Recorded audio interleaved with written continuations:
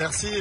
Moi, je suis député de la Seine-Saint-Denis. C'était important pour moi de venir aujourd'hui ici vous soutenir, notamment parce qu'avant d'être député, j'étais cheminot.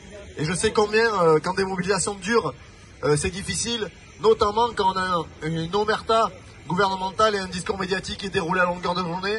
Vous avez vu les éléments de langage. On a parlé de prise en otage. On a parlé, certains vous ont qualifié, y compris d'assassins.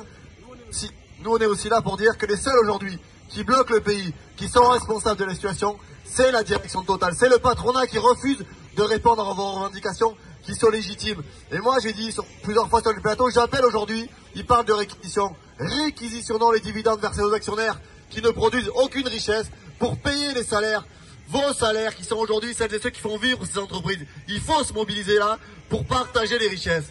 Et votre lutte, elle est importante parce qu'elle pose cette question que tout le monde a en tête, que tout le monde y réfléchit chaque jour.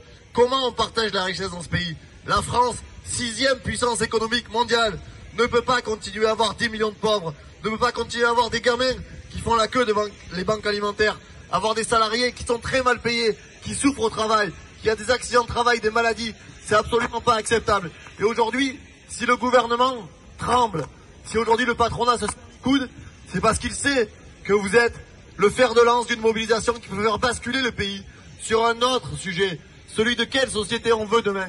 Est-ce qu'on veut une société de services publics, d'entreprises qui paient bien ses salariés, qui les protègent, qui partagent la richesse? Ou est-ce qu'on veut continuer dans le monde libéral d'Emmanuel Macron, qui fracasse les salariés, qui tue des gens au travail chaque année pour les 1% les plus riches? Alors on est vous dire ici qu'il ne faut pas lâcher, que c'est difficile, qu'il faut continuer à vous mobiliser. Vous pourrez compter sur nous à l'Assemblée, dans les mobilisations, partout sur les plateaux, pour porter votre voix et dire que votre combat il est juste, légitime, et qu'aujourd'hui vous êtes la fierté des travailleurs parce que vous êtes en lutte et vous mettez en difficulté le gouvernement et vous imposez dans le débat une question qu'ils ne veulent absolument pas régler. Merci à vous.